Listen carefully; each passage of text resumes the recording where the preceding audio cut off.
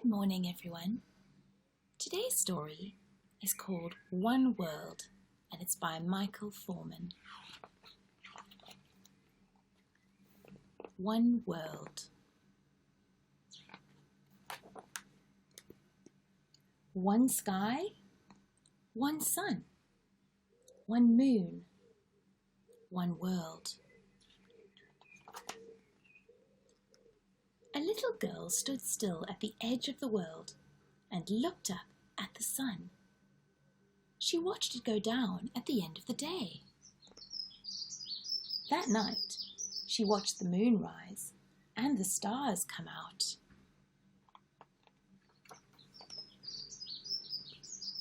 And as she watched, she thought of all the creatures who lived under the sky. The animals who shared the warmth of the sun and bathed in the soft silver light of the moon.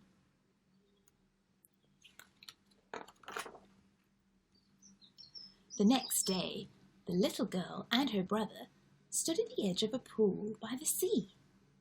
They looked into the clear water. The rocks in the pool stood like mountains, their peaks white with old barnacles.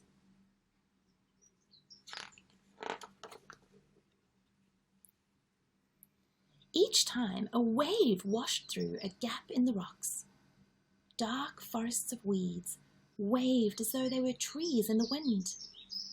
Tiny fish darted into the shadows, past sea anemones like flowers in a secret garden. "Look at that tin can!" cried the boy. "It's a sunken ship, full of buried treasure." And as they watched, they saw starfish move slowly amongst a galaxy of shells and pebbles, round as moons. On the surface of the pool, 2 feathers bobbed in a blob of oil. Oh dear.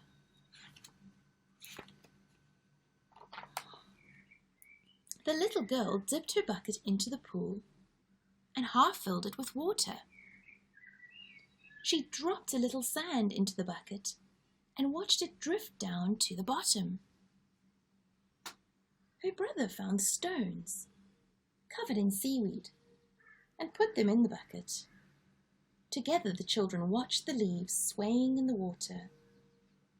Then they added other kinds of seaweed and coloured stones and shells. They admired their tiny, new world. But it still needed something. It needed more life.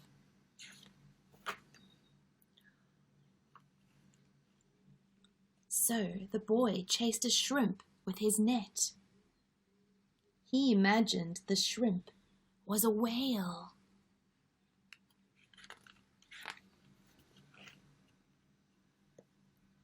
In a short time, he caught 2 shrimps and 3 small fish. He dropped them carefully into the bucket and watched them swim around. The 2 children had made their own world.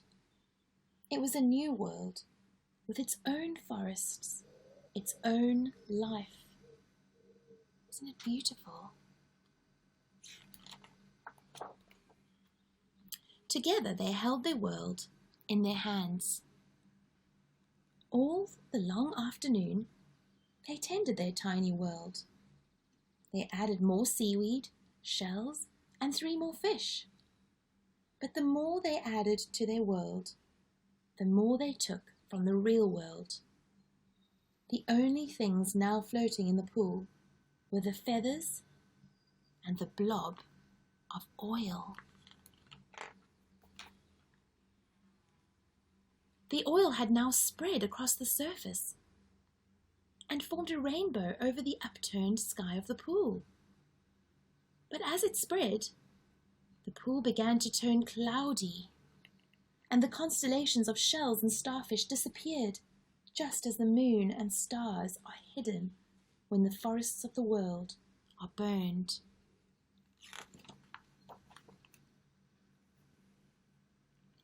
The pool which had reminded the children of the beauty of the world now showed how easily it could be spoilt. It reminded them of the larger world they knew, where forests were disappearing in the clouds of smoke, and people in towns were poisoning the land and seas.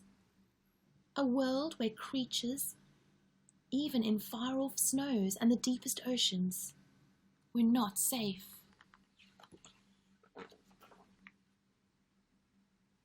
Their little pools seemed so small, and the world so big. Just a drop in the ocean, really. "What can we do?" cried the boy. "You can help me," said the girl, and together they removed the tin can and dropped one feather and the blob into it. They used the other feather to skim off the oily rainbow. Carefully they returned all the things from the bucket to the larger world of the pool. Soon the tide would return and join the pool to the wide world of the ocean.